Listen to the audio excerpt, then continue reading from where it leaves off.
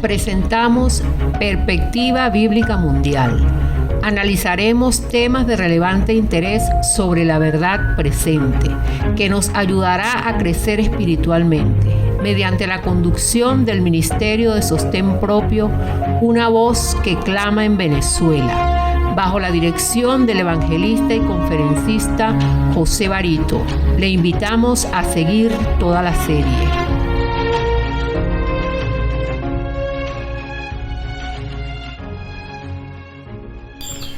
Distinguidos oyentes, les saludo con mucho afecto, esperando que la gracia de Dios pueda ejercer en usted su poderosa influencia para guiarlo a su voluntad. Este tema lleva por título 40 años en el desierto, el tipo y el antitipo.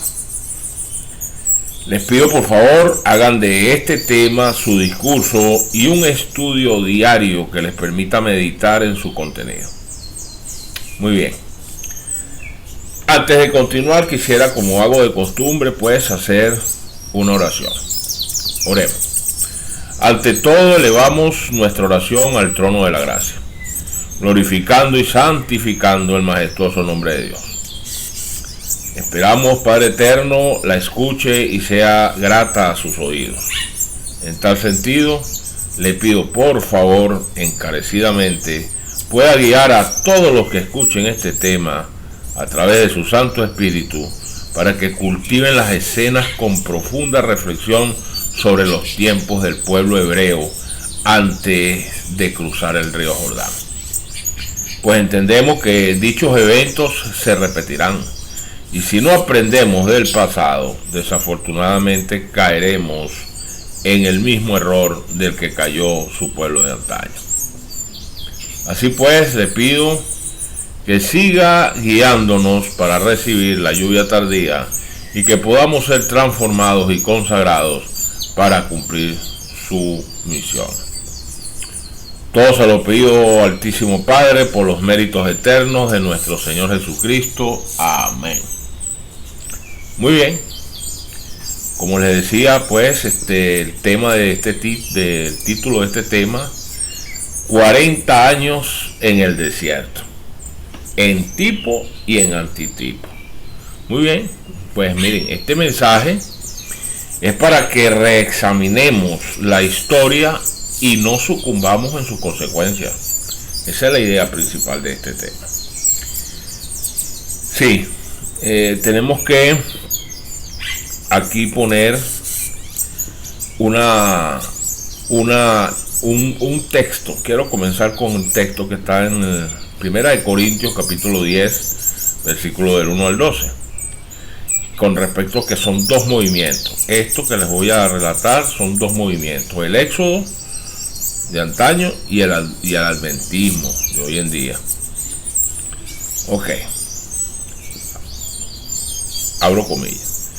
No quiero, hermanos, que ignoréis que nuestros padres estuvieron todos bajo la nube y todos pasaron el mar.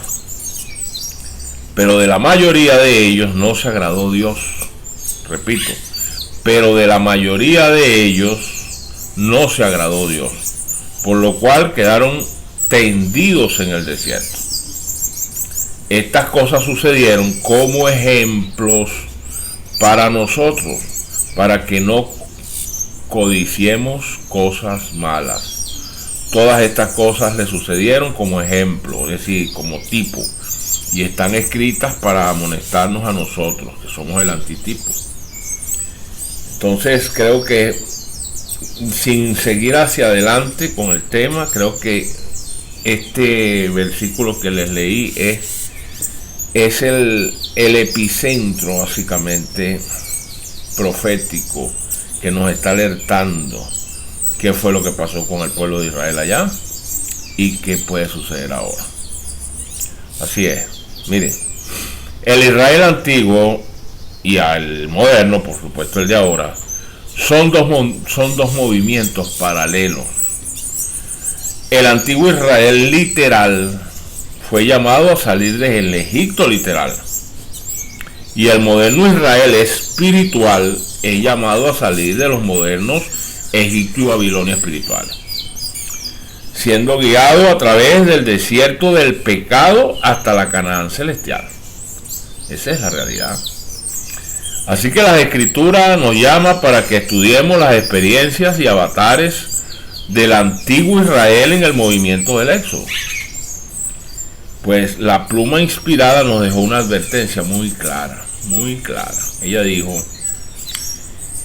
abro comillas, el espíritu del mundo está rápidamente cundiendo como levadura dentro de la iglesia. Yo creo que ya ustedes ya hasta aquí, ya creo que ya deben de estar haciendo una retrospectiva de todo lo que viene pasando. Repito, el espíritu del mundo está rápidamente cundiendo como levadura dentro de la iglesia. Estáis siguiendo el mismo camino del antiguo Israel. Se ve el mismo decaimiento de vuestra vocación sagrada que se vio entre el pueblo escogido de Dios. Testimonios para la iglesia. Tomo 5. El pecado del antiguo Israel fue el olvido de la voluntad revelada de Dios y el seguir su propio camino conforme a los dictados de sus profanos corazones. El Israel moderno sigue con entusiasmo sus pisadas y el desagrado del Señor seguramente descansa sobre él. Testimonios para la iglesia, tomo 5. La misma desobediencia y el fracaso que se vieron en la iglesia judaica han caracterizado en mayor grado al pueblo que ha tenido la gran luz celestial de los últimos mensajes de amonestación. ¿Dejaremos que la historia de Israel se repita en nuestra vida? Testimonios para la iglesia, tomo 5. Ahora, esto fue escrito hace 1800 años. Perdón, en el año de 1884, de ahí en adelante. Entonces, ¿cómo me explican ustedes hasta los años 1900? ¿Qué pensaría la pluma inspirada si se estuviera ahorita viva en esta tierra, viendo la desgracia en la que ha caído la conferencia, muchas conferencias de la iglesia adventista, sobre todo la de Potomac en Estados Unidos? Eso es lo que es vergüenza, se lo digo con mucha sinceridad y honestidad.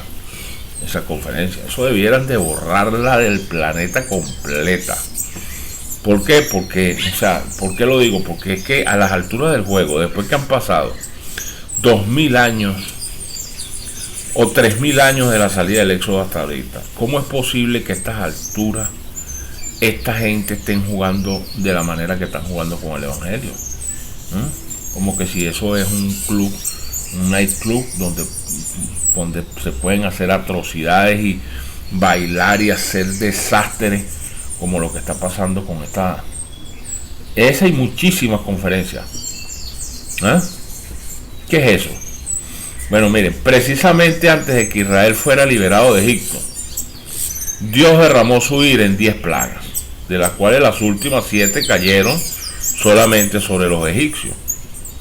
Justo antes que el pueblo adventista sea liberado de este mundo, de sus persecuciones y esclavitud, ha de manifestarse de nuevo la ira de Dios en plagas, de las cuales las 7 últimas caerán solo sobre los malvados, los rebeldes. La liberación de Israel en Egipto se produjo a medianoche y la liberación final de la sentencia de muerte para el remanente de la iglesia tendrá lugar igualmente a la medianoche. Así está escrito. La organización de los dos movimientos es casi idéntica. Fíjense ustedes, la Reforma Pro Salud forma parte de ambos y ambos movimientos han resultado lastrados por la multitud mixta, que fue la causante de la mayor parte de los problemas a todo lo largo de la historia del Israel literal. Y entonces Satanás, mediante ataques desde el exterior y apostasía desde el interior, procuró detener el movimiento del Éxodo y evitar que alcanzaran la tierra prometida. A pesar de ello, el mismo movimiento que dejó Egipto alcanzó Canaán, tras haber sido purgado de los rebeldes antes del cruce del Jordán. Pero ¿quiénes fueron los que lo alcanzaron? Los que se mantuvieron firmes y lucharon a brazo partido contra la desgracia y contra la rebelión que estaba dentro de ese mismo pueblo. Fueron los obedientes, fueron los leales los que entraron a Canaán. Así que la historia de la iglesia contemporánea también debe ajustarse firmemente a este tipo. Usted puede ir a Deuteronomio capítulo 6, versículo 23, Jeremías 16, 14, Isaías 11, Ezequiel 20, y podrá confirmar lo que le estoy diciendo. Ahora, el libro de Oseas, capítulo 12, versículo 13, dice que por medio de un profeta, Jehová hizo subir a Israel de Egipto, y por supuesto que por medio de otro profeta, y por un profeta fue guardado. Eso lo dice Oseas 12, 13. Ahora, Moisés pereció en la frontera misma de la tierra prometida, recuerden eso, él no pudo entrar. No obstante, antes de morir, Dios le dio toda la instrucción necesaria para conducir a Israel y establecerlo en la tierra prometida. Le dio las directrices a Josué y le entregó las tablas de la ley. Y el Pentateuco, le entregó el Pentateuco en las manos a Josué y le dijo, cumplan con esto. Ahora, Josué no hizo más que llevar a cabo las instrucciones dadas a Moisés. El pueblo fiel y remanente de Dios es y seguirá siendo dirigido también por un profeta. Escuchen esto. La profeta murió ante los límites de la Canaán celestial tras haber contemplado en visión las glorias de la tierra prometida. Mediante ella el Señor dio todas las instrucciones de forma detallada para conducir al pueblo remanente en su viaje. Gracias a Dios disponemos del espíritu de profecía tan ciertamente como si la profeta estuviera aún viva. Es el deber de los dirigentes de este movimiento seguir las instrucciones de viaje, pero eso está siendo muy censurado y cuestionado hoy día por dichos líderes de la corporación. Es lastimoso esto, pero esa es la verdad. Esto lo están aniquilando lentamente. De Egipto a Canaán había un corto trayecto, inferior a los 400 kilómetros. Caminando una media de 15 kilómetros diarios, le habrían alcanzado en menos de un mes. Habrían alcanzado la meta de llegar allá en menos de un mes. No obstante, de hacer el trayecto en línea recta, se encontrarían con los hostiles filisteos, y debido a su falta de fe en aquel que había prometido pelear las batallas en lugar de ellos, el Señor tuvo que conducirlos a lo largo de un gran rodeo, que buscar caminos verdes y más largos. Eso lo explica Éxodo capítulo 13, del 17 al 18. Pues miren, no pudieron entrar en la tierra prometida hasta tanto no hubieran aprendido las lecciones de la victoria y la liberación por la fe. Su primera lección vino en el Mar Rojo. Recuerden eso, en Éxodo 14 lo explica, ¿no? Según la cronología bíblica, los israelitas abandonaron Egipto el día 15 del primer mes, en el año 1491 a.C. Acamparon en el mes tercero al pie del monte Sinaí, lugar en el que recibieron la ley de Dios, los 10 mandamientos.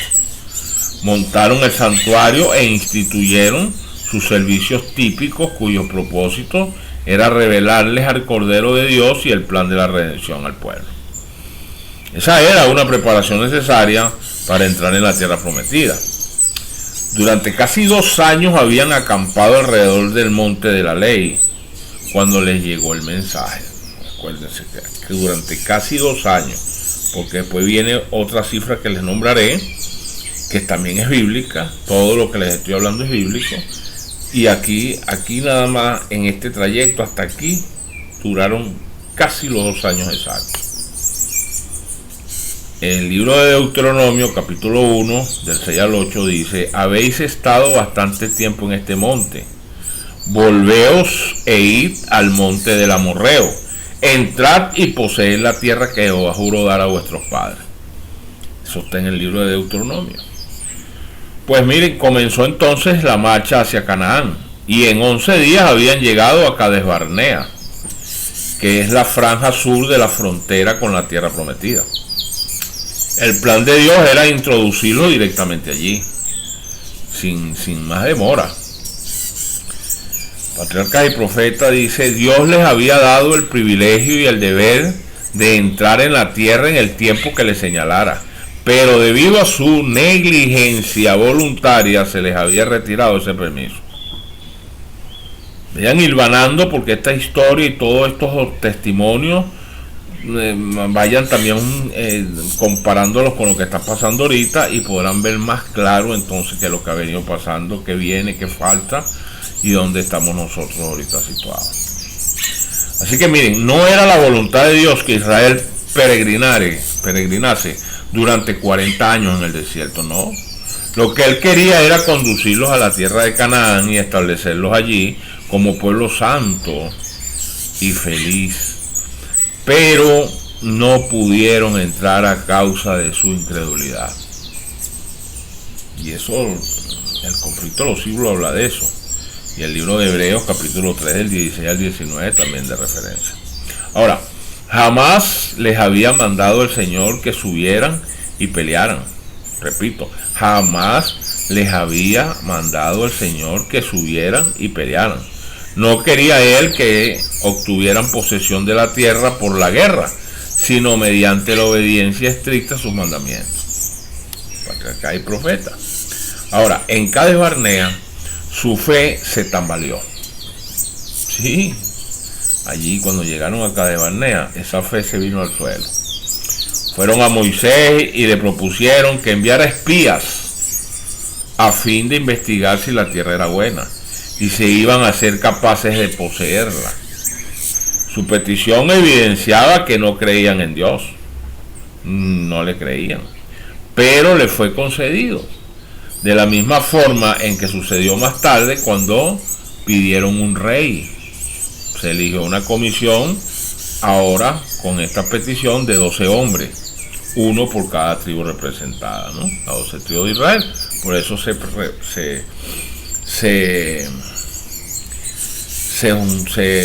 tomó la decisión de nombrar 12 hombres, los más representativos de las tribus, para mandarlos allá a investigar y a espiar qué era lo que había ahí en esa tierra prometida. Tras reconocer la tierra 40 días, regresaron con muestras de los frutos e informaron sobre la buena tierra que realmente era. La comisión se dividió, y bueno, esto lo pueden subrayar, y 10 de esas tribus, esos miembros que fueron, esos espías, declararon que no serían capaces de poseer la tierra. ¿Quiénes eran estos? Los muñecos de conuco. Eso es lo que eran. Y eso pues dejando a Dios fuera de sus cálculos y dirigiendo únicamente su atención a sus propias obras y a su organización. Concluyeron que la empresa era inalcanzable. Su informe trajo gran desaliento y el pueblo lloró y amenazó con designar otro capitán que los llevara de nuevo a Egipto. Porque siempre ese es el problema, ¿no? Cuando las cosas salen bien, entonces el grupo completo está contento y fuimos todos. Pero cuando salen mal, quita el capitán, quita el dirigente, quita esto. Moisés, Caleb y Josué procuraron alentar al pueblo. Afirmaron en el libro de Números 13 y 14, dice: Jehová está con nosotros, no los temáis.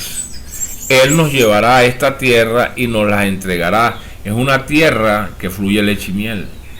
Eso está registrado allí en ese libro de Números.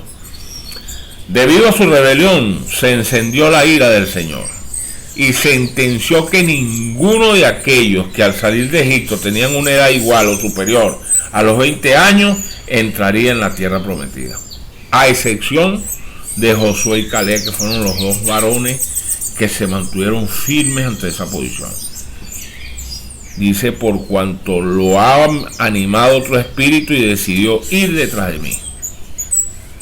En cuanto a vosotros, vuestros cuerpos caerán en este desierto, vuestros hijos andarán pastoreando en el desierto 40 años, y y cargarán con vuestras rebeldías hasta que vuestros cuerpos sean consumidos en el desierto.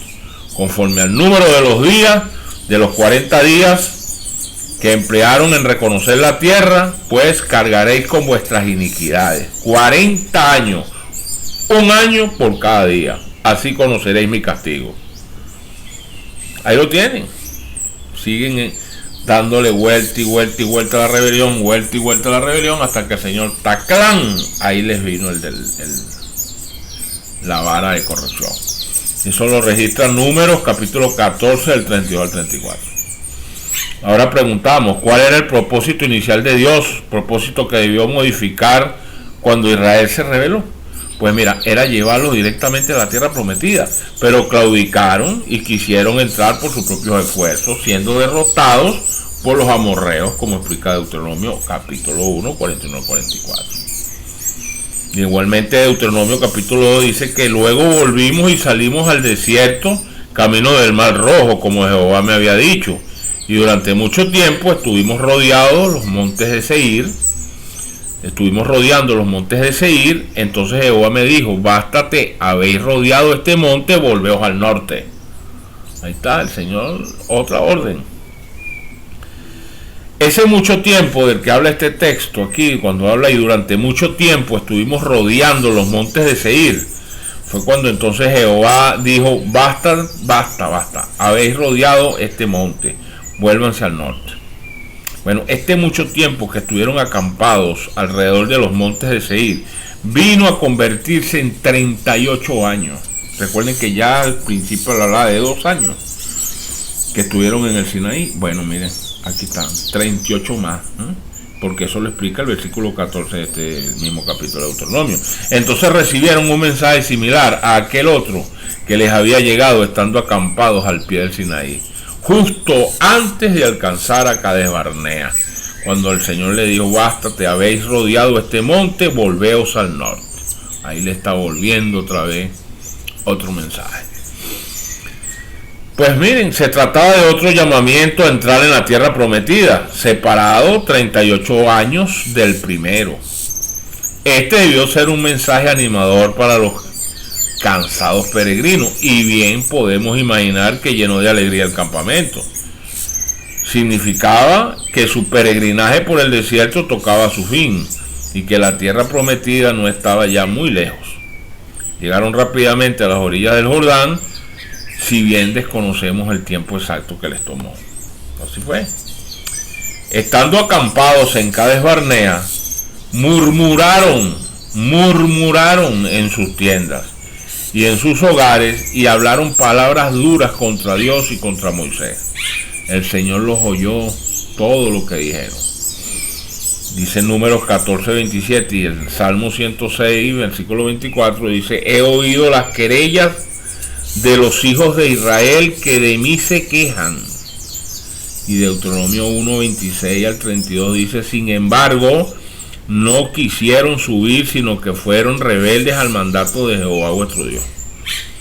Así es, el libro de Hebreos capítulo 3 registra del 17 al 19, con quienes estuvo él disgustado 40 años. No fue con los que pecaron, cuyos cuerpos cayeron en el desierto, a quienes juró que no entrarían en su reposo, sino a aquellos que desobedecieron. Vemos que no pudieron entrar a causa de su incredulidad. Ahí está registrado en Hebreos capítulo 3. Y en Hebreos capítulo 4, versículo 1, este versículo es una advertencia al remanente, el de estos tiempos. Temamos pues, no sea que permaneciendo aún la promesa de entrar en su reposo, el milenio, alguno de vosotros parezca no haberlo alcanzado. Así que tome nota, apreciado yo.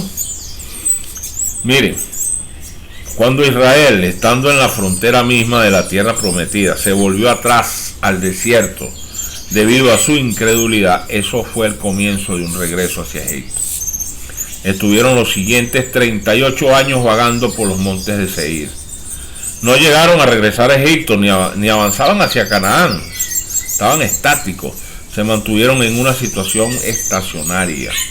Hechos 7:39 nos dice que en sus corazones se volvieron a Egipto. Ahí está. Se volvieron a Netflix, se volvieron a YouTube, se volvieron a las redes sociales, se volvieron a TikTok y ahí están. Todo el día viendo TikTok, todo el día viendo la peor porquería que existe sobre el planeta es TikTok. Y usted ve que el 90% de la gente que tiene un celular tiene TikTok y está todo el día pegando viendo porquería, pura porquería, y no hay nada que sirva.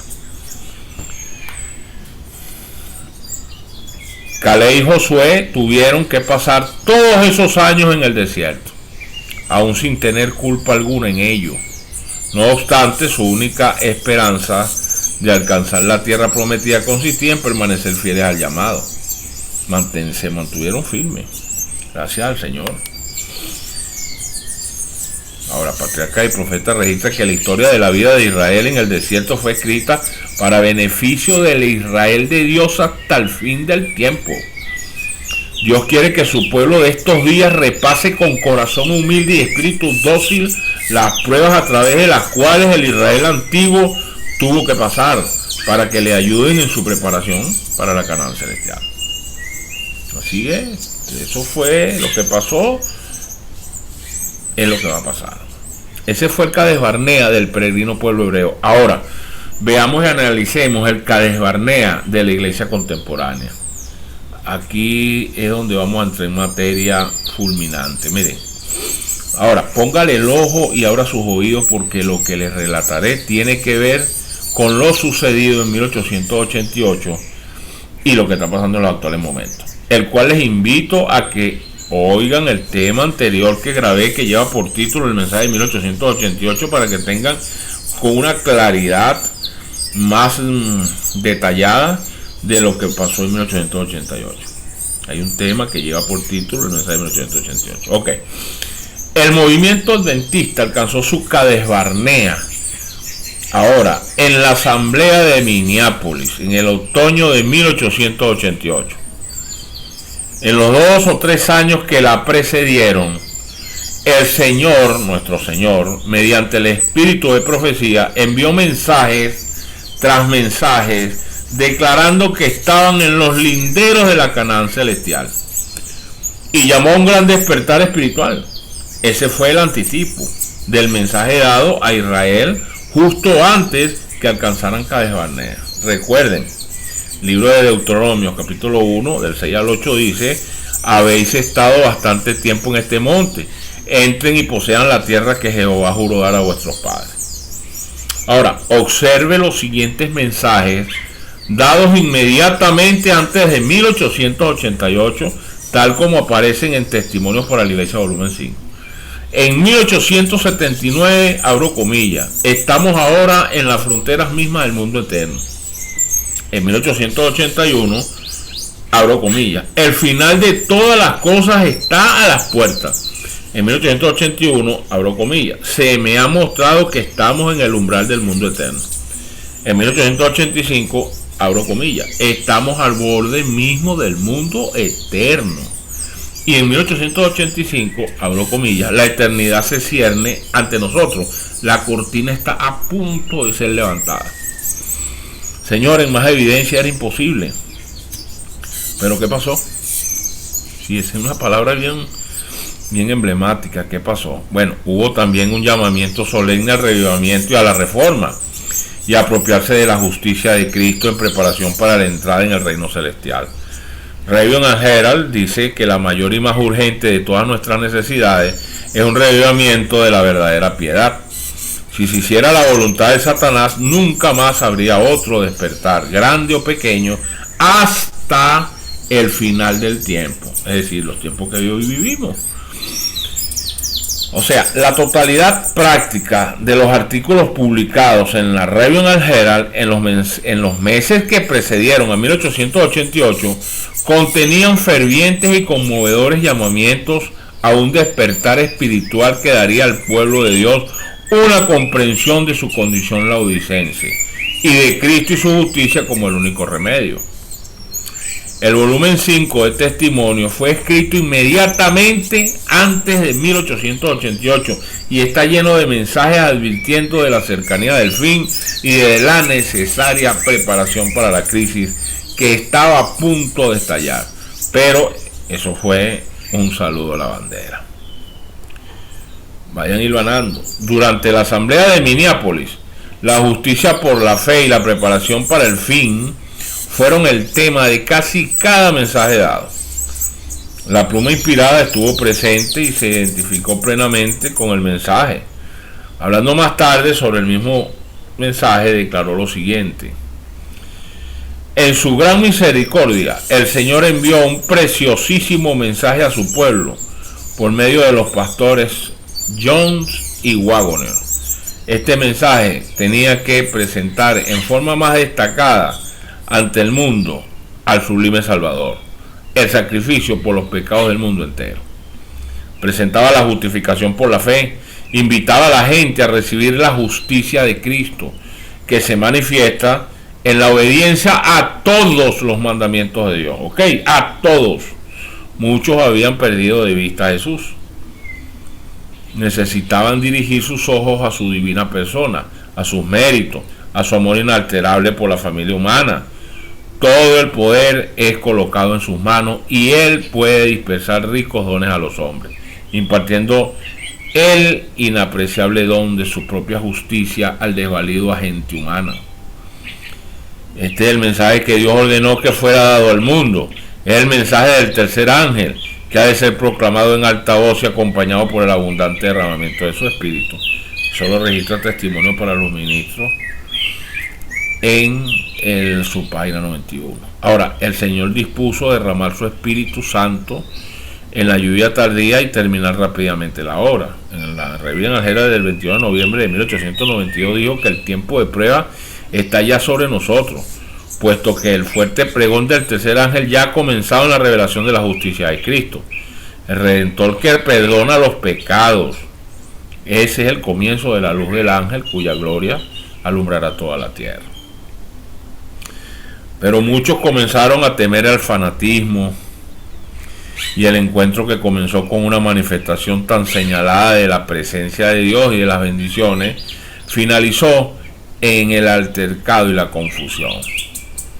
Muchos creyeron que el mensaje que se estaba dando se desviaba de las buenas y viejas doctrinas que habían hecho de nosotros un pueblo, y por supuesto la rechazaron. Ante los ojos del Señor tiene que haber sido tan terrible como la rebelión en Cades Barnea, puesto que resultó en el mismo castigo, un retroceso al desierto. De igual forma en que Israel murmuró en sus tiendas y criticó al dirigente escogido por Dios que se estaba esforzando en llevarlos a la tierra prometida, bueno, de igual manera el Israel moderno volvió a protagonizar esas escenas en Minneapolis en 1888. Ahí lo tienen. Sí, el Rabin Aljera registra: Dios ha suscitado a sus mensajeros para hacer su obra para este tiempo. Algunos han dado la espalda al mensaje de la justicia de Cristo para criticar a los hombres y sus imperfecciones. Cristo ha anotado todas las palabras duras, orgullosas y despectivas dirigidas contra su siervo, como si se hubieran pronunciado contra él mismo. Sí, Señor. Ahora, qué interesante, ¿no? Qué interesante. Qué interesante esa situación. Nosotros podemos determinar, pues, que no es fácil, no es fácil. Estamos viviendo momentos en la vida contemporánea que, bueno, eso que pasó anteriormente apenas es un pálido reflejo de lo que está pasando ahorita. Estamos viendo situaciones verdaderamente, bueno, bochornosas, ¿sí? Miren, debido a su incredulidad manifestada en el rechazo al mensaje enviado para prepararlos para la Canaán celestial, el Señor debió alterar su propósito y hacer que su pueblo volviera al desierto del pecado hasta que aprendieran la lección de la fe. ¿Sí? Dice justamente el Evangelismo, capítulo, página 505. Tal vez tengamos que permanecer aquí en este mundo muchos años más debido a la insubordinación, como le sucedió a los hijos de Israel. Pero por amor de Cristo, su pueblo no debe añadir pecado sobre pecado, culpando a Dios de las consecuencias de su propia conducta errónea. Eso es una reflexión importante, ¿no? La historia del antiguo Israel es un ejemplo patente de la experiencia pasada del cuerpo adventista. Dios dirigió a su pueblo en el movimiento adventista, así como sacó a los israelitas de Egipto. Si todos los que habían trabajado unidos en la obra de 1844 hubieran recibido el mensaje del tercer ángel y lo hubieran proclamado en el poder del Espíritu Santo, el Señor habría actuado poderosamente por los esfuerzos de ellos. Raudales de luz habrían sido derramados sobre el mundo. Años haría que los habitantes de la tierra habrían sido avisados. La obra final se habría consumado y Cristo habría venido para redimir a su pueblo.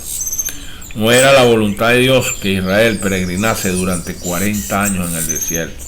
Lo que él quería era conducirlos a la tierra de Canaán y establecerlos allí como pueblo santo y feliz, pero no pudieron entrar a causa de su incredulidad. Hebreos 3 lo determina. Perecieron en el desierto a causa de su apostasía, la gran mayoría. El grueso fuerte de ese pueblo pereció en el desierto, y otros fueron suscitados para entrar en la tierra prometida, la minoría. Asimismo, pues no era la voluntad de Dios que la venida de Cristo se dilatara tanto y que su pueblo permaneciera por tantos años en este mundo de pecado e infortunio, pero la incredulidad lo separó de Dios. De eso da referencia el conflicto de los siglos. Ahora, por ello fue que la iglesia entró de esa forma en el tiempo de tardanza o demora, predichos en la parábola de las 10 vírgenes. Todas ellas salieron a encontrar al esposo, pero debido a que éste se demoró, cabecearon todas y se durmieron.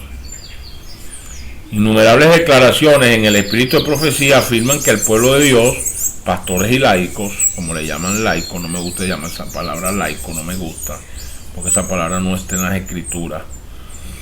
Vamos a decir, pastores y miembros, están dormidos. A las 10 vírgenes les llega un pregón que llamaba a un despertar. Aquí viene el esposo, salir a recibirlo, Mateo 25:6. Todas oyeron el mensaje, pero solo 5, la mitad de ellas, hicieron la preparación necesaria para entrar en la joda.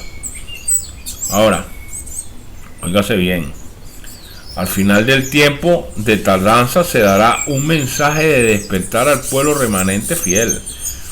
Qué triste saber que muchos no darán oído a esa advertencia, ni harán la necesaria preparación para entrar en el reino y participar en la cena de bodas del Cordero. La preparación necesaria consiste en aceptar como un don el manto de la justicia de Cristo y en vestirlo, como lo expresa Apocalipsis 19, del 7 al 9. Es muy evidente que el rechazo del mensaje especial de Dios en 1888, que resultó en una alteración de su propósito de llevar a su pueblo directamente a la tierra prometida, pues marcó el inicio de un retroceso espiritual hacia el mundo o Egipto. De hecho, tal retroceso había comenzado ya y fue la razón para el envío del mensaje especial que los habría de preparar para entrar en la Canaán celestial. Dice Testimonios para la Iglesia, tomo 2, muchos por años no han progresado nada en conocimiento y verdadera santidad. Son enanos espirituales. En lugar de avanzar hacia la perfección, están retrocediendo hacia las tinieblas y la esclavitud de Egipto. Y la mayoría están ahí como pingüinos aplaudiendo lo que dicen los pastores. Puede ser que digan cosas que son importantes y son verdad, eso está bien, pero cuando están haciendo destrozos, cuando están celebrando cumpleaños, cuando están celebrando el día de la madre, el día del conquistador, el día de no sé quién, el día de fulanito, el día de la secretaria, el día del pastor, el día de no sé quién, cuando están haciendo desastres con esas músicas en los púlpitos y lo que están haciendo, por lo menos esa conferencia de Potomac, como por decir un ejemplo, entonces también están aplaudiendo. Entonces, ¿qué quieren? Pues cuando venga la reprensión, no se queden. Dice Testimonios para la Iglesia, tomo 5, como pueblo no estamos progresando en espiritualidad a medida que nos acercamos al fin. Tengo constante dolor de corazón por nuestras iglesias. Muchas progresan, pero en su retroceso. Imagínense usted, eso mire los años que tiene. Y eso es una fotografía de lo que estamos viendo ahorita, peor aún, ¿no? Me lleno de tristeza cuando pienso en nuestra condición como pueblo. El Señor no nos ha cerrado el cielo, pero nuestro propio comportamiento extraviado nos ha separado de Dios. El orgullo, la codicia y el amor del mundo han vivido en el corazón, sin temor a ser descartados o condenados. La razón, dice que pecados graves y presuntuosos han encontrado cabida entre nosotros, y sin embargo, la opinión general es que la iglesia está floreciente y rodeada de paz y prosperidad espiritual por todos los contornos. No sabe que va derechito un matadero. No lo sabe, pareciera que no lo sabe, no lo logra detectar. La iglesia ha dejado de seguir a Cristo, que es su guía, y con paso firme sigue su retiro hacia Egipto. Ya saben la suerte de lo que pasó con los egipcios, ¿no? Sin embargo, son pocos los que se alarman y asombran por su falta de poder espiritual. Sí, la duda y aún el descreimiento de los testimonios del Espíritu de Dios leudan a la iglesia por todos lados. Eso es una guerra que hay contra los testimonios ahorita, que bueno, sin cuartel. La influencia derivada de la resistencia a la luz y la verdad en Minneapolis tendió a dejar sin efecto la luz que Dios ha dado a su pueblo mediante esos testimonios. Sí, esas son situaciones que no podemos ocultar porque son públicas, notorias y comunicacionales. Así es, como sucedió al antiguo Israel tras regresar a Cades Barnea. El movimiento adventista no regresó todo el trayecto hasta llegar a Egipto o al mundo, pero ha retrocedido una buena distancia, mire que kilómetros luz también, y ha permanecido en una condición laodicense, cavilando en el desierto y acampando alrededor del monte de la ley, y de ahí no salen. Y peor aún, hoy la corporación ha caído en franca apostasía y rebelión cuando han desestimado los reproches de la pluma inspirada. Y a las alturas del juego, la mayoría de miembros de la iglesia no conocen esta historia. Y esto es sencillamente porque los líderes callan y siguen en rebeldía con este mensaje. El mensaje de 1888, lo que pasó allí. Entonces, seguimos avanzando.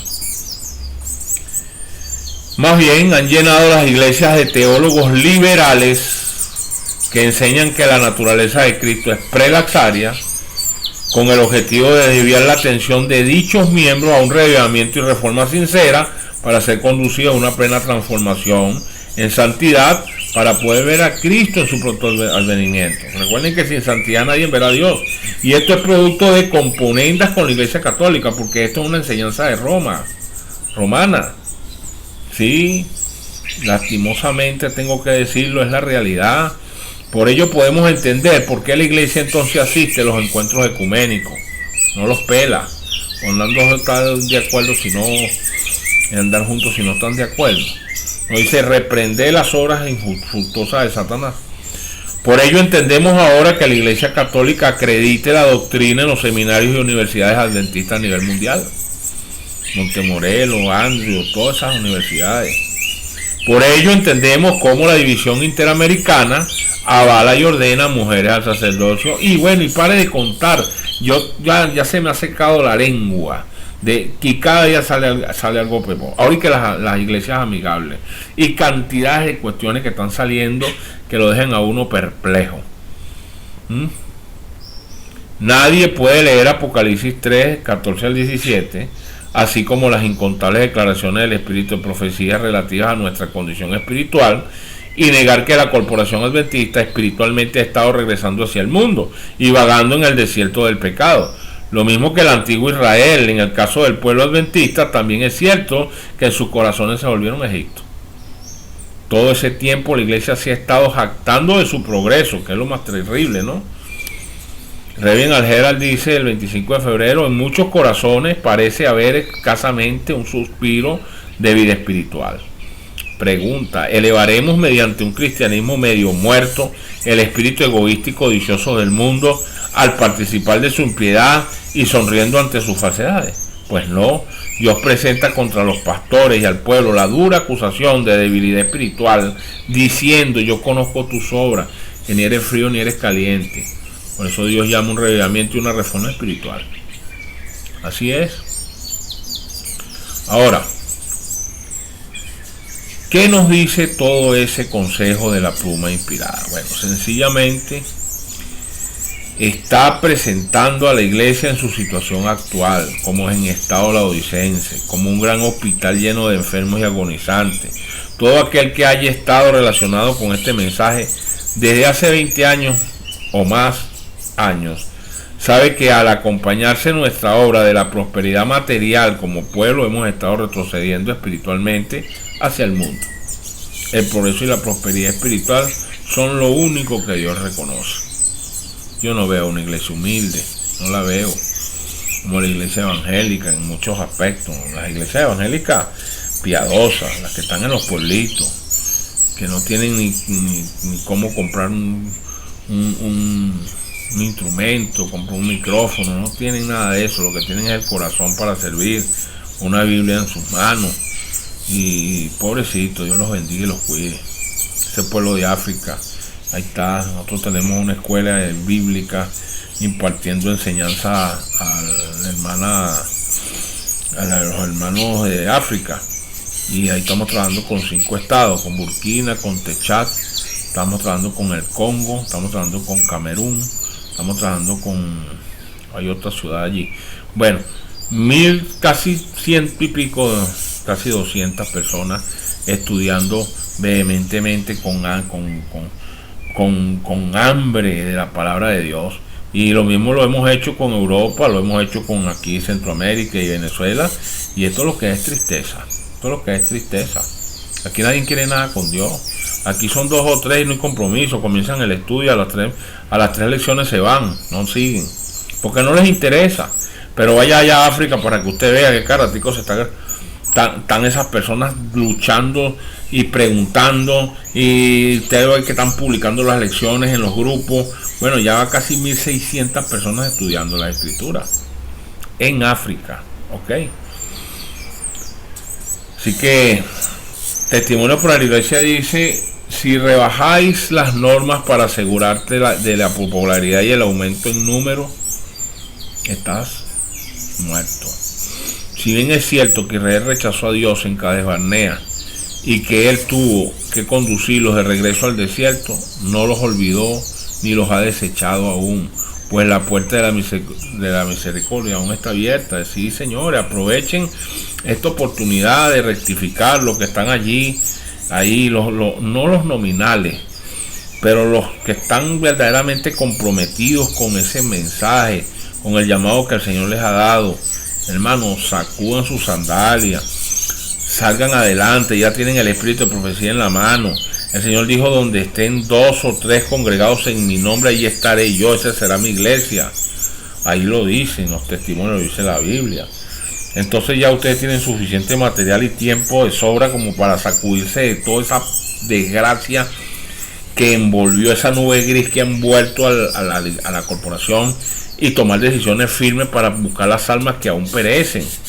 Ustedes congréguense en su casa. Es preferible que meterse bajo un techo que está lleno de apostasía. ¿Hasta cuándo eso, señores? Con unas citas que han manipulado toda la vida para decirle que no, que el timón de ese barco lo lleva a Cristo y va a puerto seguro. Mentira, sí lo dice, pero ve el contexto de ese texto. Ese texto que dice, está hablando de la iglesia antes de que entrara 1888. Ahí está la reseña. No siga creyendo en esos mentirosos y manipuladores. Todos esos libros, la mayoría los han manipulado. Lea los 5 libros nada más del Gran Conflicto, con eso le basta, no necesita más nada, para que pueda verificar cómo ha manipulado a esa gente lo que les interesa que diga. No, aférrese a la Biblia únicamente. Y ese espíritu de profecía, que es una bendición para el que sepa cómo le va a entrar eso, bueno, éntrele. Dígame ese hogar cristiano, eso hay que agarrarlo y meterlo en la candela. Eso es un libro hecho tendenciosamente para mantener a la gente en el pecado. Así se lo digo, pues. Y asumo mi responsabilidad delante de Dios. Usted lo quiere tomar, lo toma, y si lo quiere dejar, lo deja. Miren, de igual forma, a pesar del vagar por el desierto del moderno Israel en su horrible condición laodicense, el Señor ama el resto de su iglesia, por sobre todo, y no los olvidará si se arrepienten a tiempo, porque es que tiene que haber un arrepentimiento. El que no lo haga debe saber que el Señor debe purgar finalmente a los rebeldes para poder conducir finalmente a los fieles hasta la Canaán celestial. Y eso está en pleno desarrollo con el zarandeo que está ahorita en pleno apogeo. Estamos viendo cómo cada día se caen las caretas de los apóstatas, pero también estamos viendo a un pueblo que cohabita adentro, que puja y puja por las atrocidades que están cometiendo sus líderes y la dirigencia. Lo que pasa es que no han tenido la posibilidad, no sé, o tomar la decisión de dar un paso hacia adelante a ver qué es lo que van a hacer con todo esto. Porque las ganas no preñan, hermano. Estas personas sinceras y honestas de corazón deben manifestar una posición firme y consona con la misión. De lo contrario, tendrán que morder el polvo de su derrota junto a los rebeldes apóstatas que hacen vida en la organización. Recuerden que la salvación es individual. Dios no salva organizaciones, ni sanedrines, ni iglesias denominacionales. No, Él salva personas individuales que se ajustan a lo escrito en 1 de Timoteo, capítulo 4, versículo 16, Apocalipsis 14, 12. ¿Qué dice la escritura? Dice, ten cuidado de ti mismo y de la doctrina. Persiste en ello, pues haciendo esto te salvarás a ti mismo y a los que te oyeren. Si usted está viendo que una iglesia que venía bien está con una zumbadera y con una brincadera y con una gritadera y con todo el poco de cuestiones que sesgaron la doctrina, como ya se lo he dicho y no se lo voy a seguir repitiendo, ¿qué hace usted ahí? Dígame, hágame el favor, ¿qué hace usted ahí? ¿Ah? ¿Hasta cuándo va a seguir usted en eso? ¿Va a esperar que lo agarre la noche? ¿Ah? ¿Qué hacemos con esto? Lo tiramos a la basura entonces con lo que dice el Señor aquí. Aquí está la paciencia de los santos, los que guardan los mandamientos y hoy tienen la fe de Jesús. ¿Ah? ¿Qué hacemos con eso? ¿Ah? Dios tiene un pueblo en el cual todo el cielo está interesado, y dicho pueblo es el único objeto de esta tierra que sea precioso para el corazón de Dios. Pero está diciendo que la corporación en el grado de la laodicencia, ¿dónde está? Miren, ¿qué hacemos con eso? Lo tiramos en la basura. Mire, esto nos indica que la doctrina es sagrada y el que se desvíe y no escucha las amonestaciones para su corrección, finalmente debe ser dejado atrás para que el Señor lo entregue a Satanás. Así está escrito. Miren, todo el capítulo 18 del libro de Apocalipsis es una advertencia contra Babilonia, salir de ella. Y las amonestaciones del testigo fiel en el capítulo 3 de Apocalipsis da fuertes también advertencias al remanente de la iglesia debido a su condición espiritual. Ahora que estamos al final de nuestro vagar por el desierto, cuán animador es el mensaje enviado por el cielo. Bástate haber rodeado este monte, volveos al norte. Está hablando de la Canaán celestial. Miren, hermanos, el Señor está dando de nuevo a su pueblo el mensaje dado en 1888, llamando un reavivamiento espiritual y una reforma de la verdadera piedad, y exaltando la justicia de Cristo como la única esperanza de victoria. Cuán animador debe ser para el moderno Israel el mensaje de que nos estamos acercando al final de nuestro peregrinaje y que el Señor ha extendido su brazo para concluir su obra y librar a su pueblo. Esa es una realidad que no podemos tapar con un dedo. Cuán agradecidos y prevenidos debemos estar porque la experiencia de 1888 no se vuelva a repetir. El Señor no conducirá de nuevo a este pueblo al desierto debido a su incredulidad, sino aquellos que acepten su mensaje especial y hacen la preparación necesaria avanzarán victoriosos a la tierra prometida, y todos los demás serán zarandeados, porque esto está que se termina. No va a pasar más de 6.000 años sobre esta tierra para que usted cree que el Señor no va a dar otra oportunidad de 200, 300 años. Usted está muy equivocado, ¿oyó? 10 días antes del día de la expiación tenía lugar el festival de las trompetas para despertar a Israel a que hiciera una preparación especial para el día solemne que sellaba su destino. ¿Sí? Justamente antes del final del tiempo de gracia será enviado un mensaje para despertar a la iglesia a que se prepare para el final del tiempo de gracia, en el día antitípico de la expiación. Fíjense ustedes que el apóstol Pedro describió así este mensaje. Dijo: arrepentidos y convertidos para que sean borrados de vuestros pecados, para que vengan de la presencia del Señor tiempos de consuelo, y Él envía a Jesucristo que os fue antes anunciado. Hechos capítulo 3, 19 al 20. Y el profeta Joel describió el mismo mensaje. Dijo: toquen trompeta en Sión y den alarma en mi santo monte, también todos cuantos moran en la tierra, porque viene el día de Jehová, porque está cercano. Joel capítulo 2, versículo 1. Y los versículos del 12 al 32 profundizan en el mensaje y sus resultados. El pueblo llora lamentando su condición laodicense, y los ministros lloran entre la entrada y el altar, clamando al Señor que perdone a su pueblo, tal como hizo Moisés en el desierto. Esa experiencia de escrutinio del corazón va seguida del derramamiento del Espíritu Santo en la lluvia temprana y tardía. Vean las consecuencias de la rebelión. Las serpientes ardientes entraron en el campamento hacia el final del periplo de Israel en el desierto, cuando se desanimó el pueblo por el camino. Así lo expresa el número 21:4, y comenzó a murmurar contra Moisés y contra Dios, porque eso sí tan especializado. La picadura envenenada de las serpientes ardientes era simbólica del pecado. Miles resultaron afectados y comenzó la mortandad. El pueblo oró por liberación. El Señor instruyó a Moisés a que hiciera una serpiente de bronce y la pusiera sobre un mástil, haciendo saber al pueblo que solo mirando a ella podían tener remedio su mortal picadura. Tenían que mirar a fin de vivir. La serpiente de bronce era simbólica de Cristo en la cruz del Calvario, crucificando por la mordedura de la serpiente antigua. Precisamente por eso era el símbolo. No se requería del pueblo obra alguna para ser salvo de la serpiente. Simplemente tenían que mirar y vivir. Miren, cuando la iglesia se desanima debido a lo largo del camino y a los estragos del pecado en nuestro medio, va a recibir un mensaje señalándole a Cristo y al Calvario como la única esperanza de victoria. No es a la corporación, no es a los pastores, no es a las denominaciones, no es a ningún otro ídolo, no, es a Cristo y al Calvario. Ahora, cuán animador es que ese mensaje de hoy sucede hoy para que miles encuentren liberación y vida al mirar el Calvario. El remedio completo para la iglesia de la Odisea está en contemplar a Cristo llamando a la puerta, con el oro de la fe y el amor, las vestiduras blancas de su justicia y el colirio que restaura el discernimiento espiritual, y a continuación evitarlo a que purifique el corazón y tome posesión de él. Eso lo dice Apocalipsis capítulo 3. Ese mensaje es otra señal inequívoca de que nuestro peregrinaje está a punto de acabar.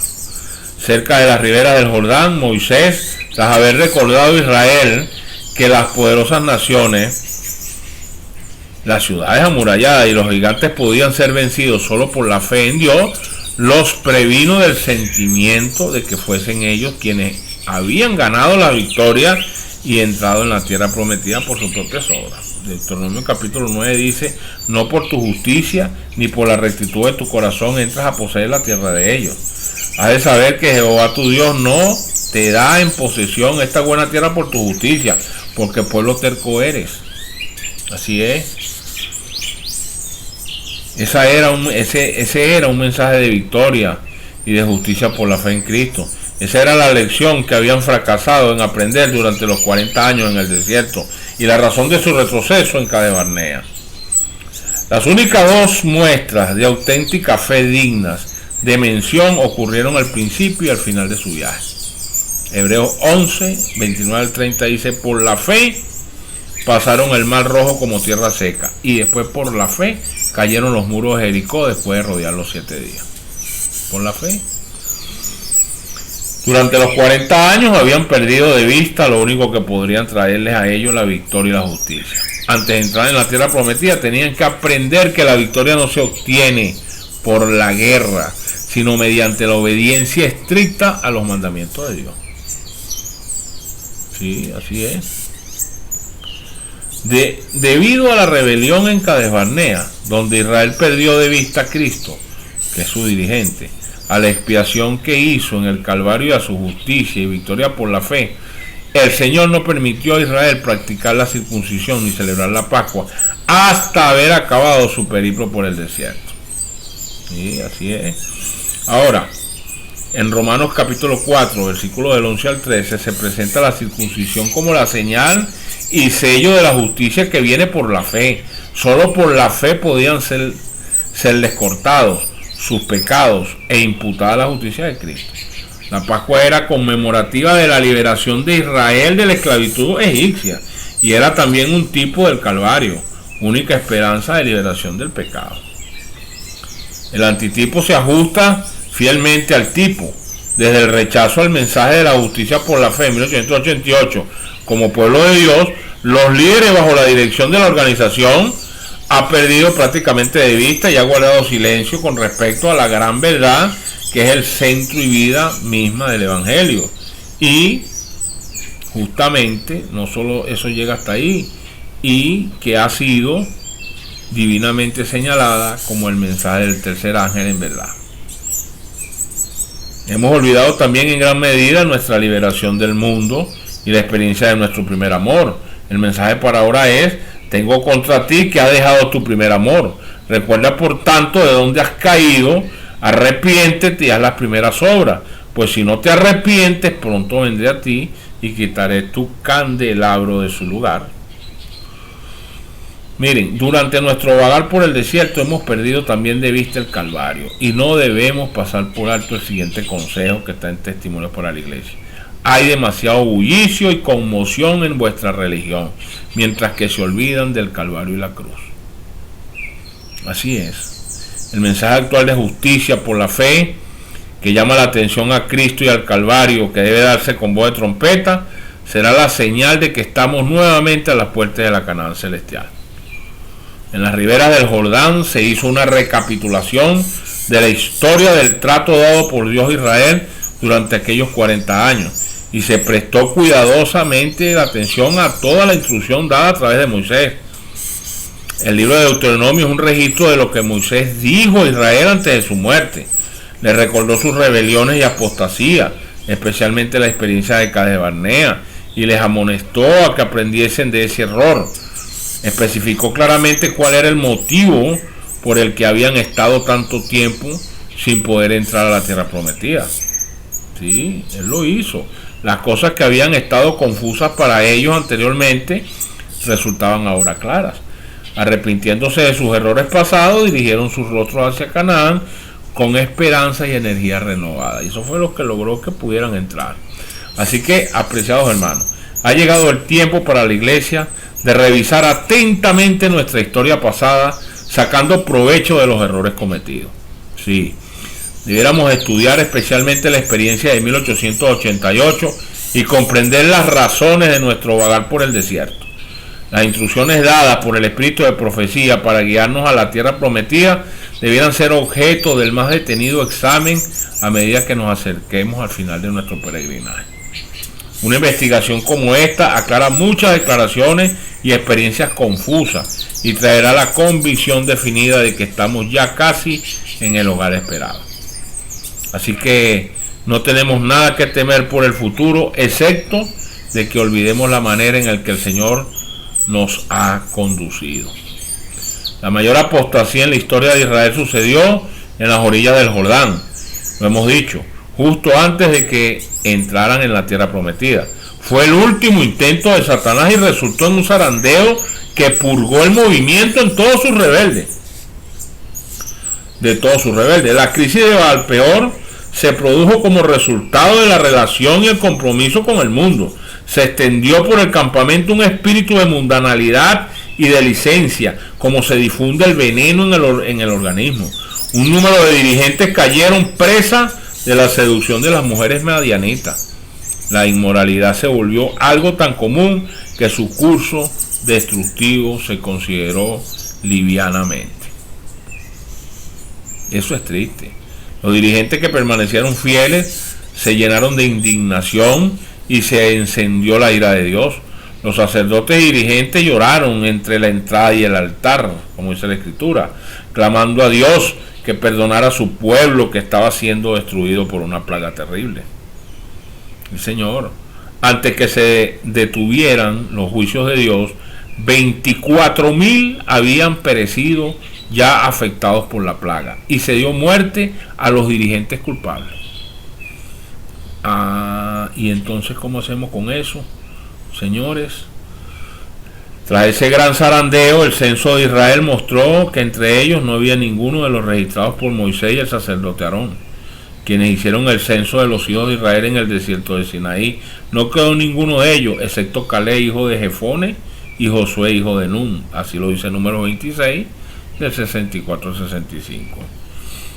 Todas estas cosas les acontecieron como ejemplo y están escritas para amonestación a nosotros que vivimos en estos tiempos finales. Eso lo dice 1 Corintios capítulo 10, el versículo 11. Al acercarnos al final del tiempo, estando el pueblo de Dios a las puertas de la Canaán celestial, Satanás redoblará sus esfuerzos tal como hizo antiguamente. ¿Para qué? Para procurar que no pueda entrar en esa bendita tierra. Él tiende sus trampas a cada alma, señores. Tras su fracaso en impedir que la iglesia se acerque a la Canaán celestial, mediante ataques desde fuera y apostasía desde dentro, Satanás hará su último intento, tal como sucedió en la experiencia de Baalpeor, suscitando un espíritu de mundanalidad e inmoralidad que contaminará incluso a muchos de los dirigentes, así como a miles de miembros. Eso sucederá en los linderos mismos de la Canaán celestial, cuando los que son fieles y leales se den cuenta de la situación y llorarán entre la entrada y el altar, suplicando a Dios que perdone a su pueblo de ser aplastados por el mundo. Estarán suspirando y clamando por todas las abominaciones que existirán en medio de la iglesia. ¿Y qué espera usted? ¿Seguir allí? Entre el excremento. ¿O se va a deslastrar de eso, se va a echar un baño, va a pedir al Señor que lo ayude a llegar a la Canaán celestial? Esa es la idea. Ese reavivamiento de la verdadera piedad hará patente lo terrible de su pecado, haciendo que se le considere con seriedad, especialmente en los dirigentes. Se seguirán las instrucciones de la sierva del Señor, tal como hizo con los Moisés en Baalpeor. Sí, nadie puede leer esas descripciones divinas del moderno Israel sin sentir una profunda convicción de que la apostasía ha llegado al seno de la iglesia. Y esta es conocida también como el tiempo del zarandeo. Está en pleno desarrollo ahorita, apreciado. Las caretas se están cayendo por kilómetros. Es la predicación del mensaje a la Odisea lo que ocasiona el gemir y el suspirar por nuestros propios pecados y por los de los demás hermanos. Eso desembocará en el sellamiento de quienes acepten el mensaje, que produce un despertar, en la purga de los que lo rechazan y luego en la lluvia tardía y el fuerte pregón. Así es. Eso no pelea con nadie, apreciado. Ahora, sigue entonces una descripción de la lluvia tardía con sus gloriosos resultados, que despertará la furia del enemigo y traerá la gran tribulación. La persecución final no produce el despertar de la iglesia, por el contrario, es el despertar espiritual el que incita a Satanás a perseguir al pueblo remanente de Dios. Eso es lo que viene. Ahora, dice el conflicto de los siglos, ¿por qué entonces parece adormecida la persecución en nuestros días? Pues el único motivo es que la iglesia, escuchen esto, es que la iglesia se ha conformado a las reglas del mundo, haciendo pactos ecuménicos, esto lo estoy poniendo yo, pactos ecuménicos, bailando como el mundo, haciendo desastre, y bueno, sigue diciendo el conflicto de los siglos, y por lo tanto no despierta oposición. ¿Ah? Si el cristianismo es aparentemente tan popular en el mundo, ello se debe tan solo al espíritu de transigencia con el pecado, a que las grandes verdades de la palabra de Dios son miradas con indiferencia y a la poca piedad vital que hay en la iglesia. Y aquí recomienda: revivan la fe y el poder de la iglesia primitiva, y el espíritu de persecución revivirá también, y el fuego de la persecución volverá a encenderse. ¿Por qué no hay persecución en la iglesia? porque la iglesia está sentada en la misma mesa o metida en la misma cama con Roma y con los Estados Unidos de Norteamérica. ¿Por qué creen ustedes que la iglesia mandó a que la gente se vacunara con ese veneno del grafeno y que se están muriendo mucha gente atrás? ¿Por qué ustedes creen que hicieron eso? Eso no es gratuito, hermanos. Eso no es gratuito.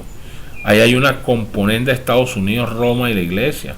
Estudie, verifique, investigue para que usted vea. Vea lo que dice el doctor Conrad Vine, que era de la conferencia. Se levantó y dijo, no me la calo. Y ha estado denunciando todas esas cosas. Tuvo la valentía porque cree en el Señor. Es temeroso. Yo no voy a participar de esta componente. Y se levantó y es lo que está predicando. Escuche, doctor Conrad Vine. Ahí está, búsquenlo. Ahora, eso que les acabo de leer, ¿les suena esto familiar? Solo dense un paseo por los eventos que celebra la iglesia con los jóvenes a través de lo que han llamado conquistadores, para que vean dibujado las escenas que les he dado en esta cita del conflicto de los siglos. Sí, señor. Esto es un bochorno. Y lo más triste, ellos piensan que están haciendo una buena obra. Y que no se le ocurre a usted decirle algo, criticar algo. ¿Oyó? Y a mí no me interesa. Yo no le cuido cambures a esa gente. Pero a mí no me interesa. Estoy denunciando porque me duele. Porque esa fue la iglesia que levantó el Señor para precisamente predicarle a Babilonia. Y mira dónde ha llegado. Eso es otro factor que determina la complacencia y la transigencia con el pecado, desestimando las grandes verdades y la sana doctrina que habla la palabra de Dios, hermano. Sí, por descontado, la persecución jugará un papel en la purificación de la escoria por fuego y en la perfección de los santos para la lluvia tardía y la traslación. Es durante la gran tribulación cuando han lavado sus ropas y las han blanqueado en la sangre de Cristo. Entonces allí cuando se combinarán la manifestación de la gloria de Dios y la repetición de las persecuciones pasadas. ¿Sí? No escriba más, no busque más, no le busque más patas al gato. Después que el movimiento del Éxodo hubo cruzado el Jordán y tuvo posesión de la tierra prometida, su marcha estuvo señalada por una sucesión ininterrumpida de victorias. Fue el capitán de los ejércitos del Señor el que venció a los enemigos de su pueblo, y habría hecho lo mismo 38 años antes si Israel hubiera confiado en él y hubiese entrado directamente a la tierra prometida. Si bien no podemos dar ningún tiempo definido para el triunfo final de la iglesia, sabemos que el tiempo está cerquita, quita las puertas. El mensaje de 1888 continuó por varios años antes de que fuera finalmente rechazado y que el pueblo adventista retrocediera al desierto. Y es lo que ha venido pasando. Y han hablado de ello, no les interesa. Solo el Señor conoce el momento exacto, pero ha prometido proporcionar evidencia suficiente para que podamos saber que Él está cerca de las puertas, como dice Mateo 24. Y sobre el último pregón, como dice Mateo 25, aquí viene el esposo, salid a recibirlo. No debe haber vacilación en el sonido de la trompeta que anuncia el Evangelio y que ha de despertar el remanente de la iglesia para su triunfo final. Como debiera embargar nuestros corazones el pensamiento de que nuestra vida de peregrinaje está a punto de concluir, hermanos. Finalmente, para terminar este tema, distinguida audiencia, creo que ha sido suficiente las evidencias que hemos recogido en este tema para poner toda nuestra atención y compromiso por consagrarnos definitivamente al llamado que Dios nos ha dado.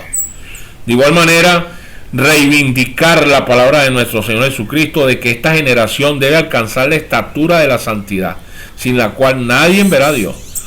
Eso significa a deslastrarnos de todo lo que nos aleje de la sana doctrina de Dios y de la apostasía, que ya estaba avisada que iba a sucumbir la iglesia antes de la venida de nuestro Señor. Y eso debe hacerse con un espíritu abnegado y dispuesto a seguir las pisadas del Maestro Jesucristo. Nunca debemos confiarnos de dirigente alguno, jamás, no haga eso, porque los dirigentes no salvan. Solo una revisión exhaustiva y diligente de lo que escrito está puede hacer que veamos las mentiras que nos rodean y las falsedades que se manejan en el seno de la iglesia, que hará que tomemos una decisión en virtud de salvaguardar la única que hay que salvaguardar para nosotros. Nuestra garantía es la voluntad de Dios antes que la de los hombres. Hechos 5:29. Es menester o es necesario obedecer a Dios antes que a los hombres.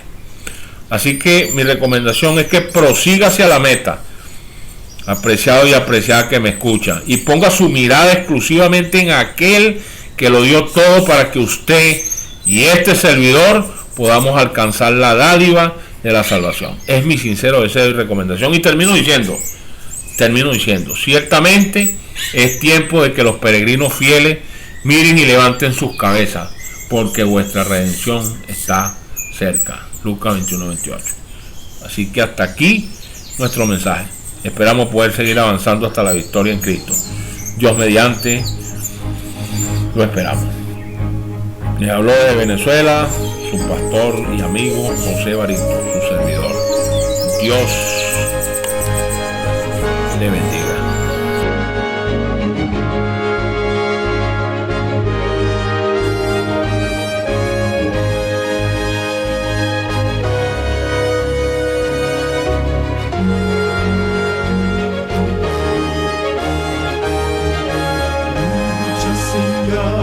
Mostrándonos están